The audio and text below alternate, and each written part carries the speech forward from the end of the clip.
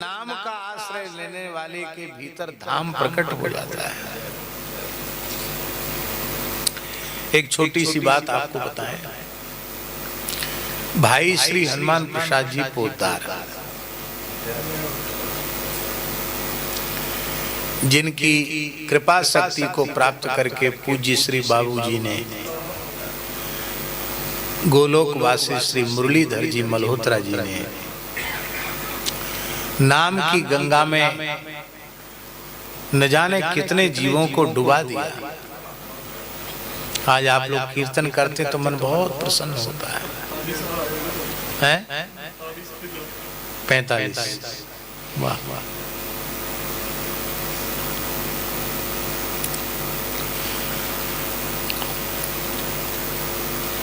कुछ इलायची दी थी उन्होंने,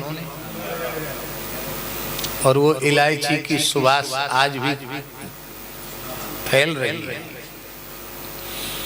तो राम जी श्री भाई जी के पास, हनुमान प्रसाद पोद्दार जी के पास एक बहुत उच्च कोटि के अनुभूति संपन्न रसिक महापुरुष थे, पूज्यपाद श्री राधा बाबा। तो राधा बाबा इस समय इतने विलक्षण प्रेमावेश की अवस्था में थे कि वो वृंदावन के लिए अहर्निश विकल होते रहते थे, और भाई जी से रोते रोते कहते हमको वृंदावन पहुंचा दो।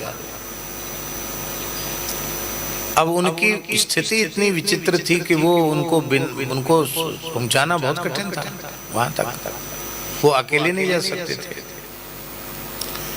और भाई जी ये अनुभव करते थे कि बाबा की प्रेम की अवस्था इतनी ऊंची है कि वहां इनका कौन ध्यान रखेगा, कैसे इनका वो होगा। बाबा यहीं रहे तो ठीक है, भाई जी का मन था।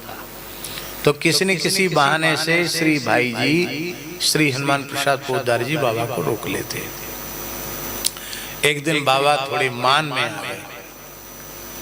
हमारे ब्रज में तो मान भाव प्रसिद्ध ही है, मान लीला।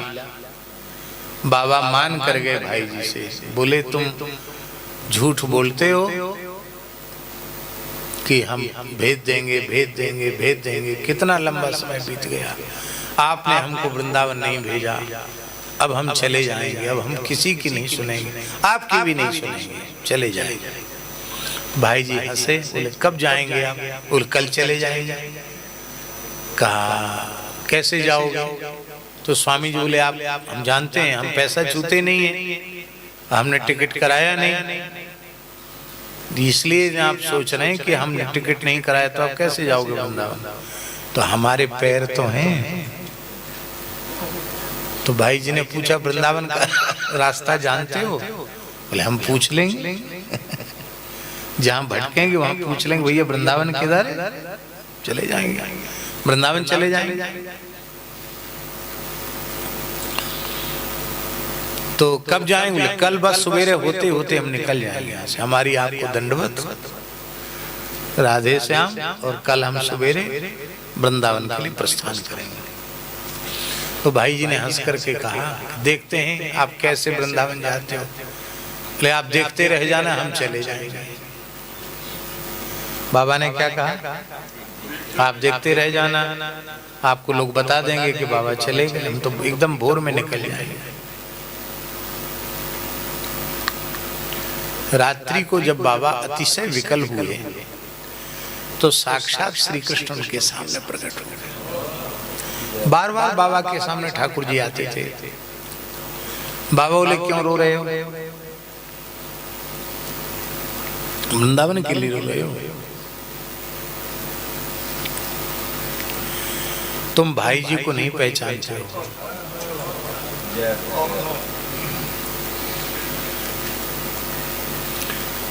श्री हनुमान प्रसाद पोद्दार जी चलते फिरते वृंदावन हैं, और मैं अपनी प्राण वल्लभा श्री राधा रानी के सहित उनके हृदय में निरंतर रमण करता रहता हूँ, लीला करता रहता हूँ।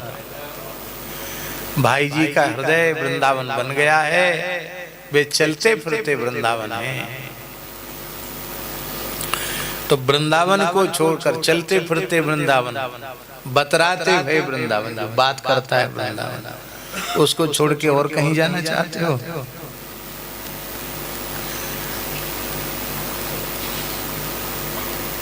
बाबा का वियोग शांत हो गया। सवेरे सवेरे बाबा पहुंच गए भाई जी के पास। बाबा साधन में बहुत लगे रहते थे, उनके पास समय बहुत कम होता था। भाई जी का भी समय बहुत व्यस्त था। एकदम भोर में पहुंच गए। तो भाई जी ने कहा इतने सवेरे कैसे आ गए? बोले हम लड़ने आए हैं आपसे। बोलो वृंदावन बिहारी। कल लड़ लो, कमजोर से सब लड़ लेते हैं, हमको कमजोर समझते हो, लड़ लो। बोले ये सफेद कपड़ा सफेद झूठ बोलने के लिए पहन रखा है क्या?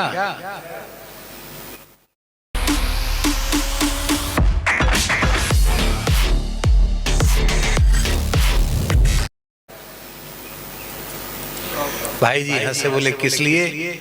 कहते कि बताओ इतना बड़ा राज भीतर छिपा कर आप बैठे हो, आप ही वृंदावन हो, आप चलते फिरते वृंदावन हो, आपके हृदय में श्यामा श्याम प्रकट होकर लीला कर रहे हैं।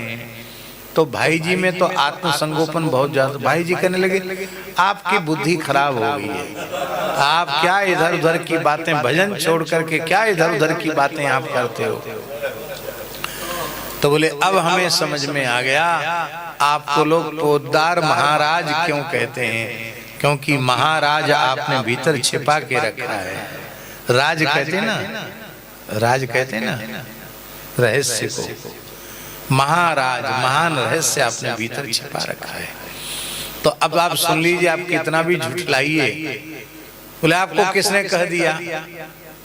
तो भाई बाबा बोले कि हमें उसने कहा है जो कभी झूठ नहीं बोलता।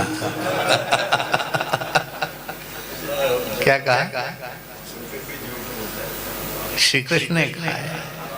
इतना सुनते भाई जी मौन हो गए और बाबा ने कहा अब मैं जीवन की अंतिम श्वास तक आपके निकट रहूंगा, आपका शरीर जब तक है तब तक आपके निकट रहूंगा।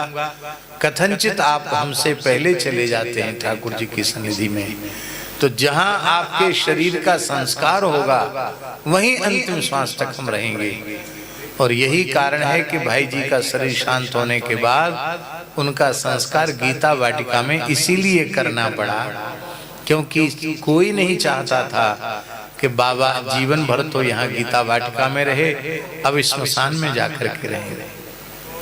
इसलिए भाई जी का संस्कार गीता वाटिका के भीतर किया गया। आज भी भाई जी की पावन संस्कार स्थली समाधि वहाँ है, आप लोगों ने दर्शन किया होगा।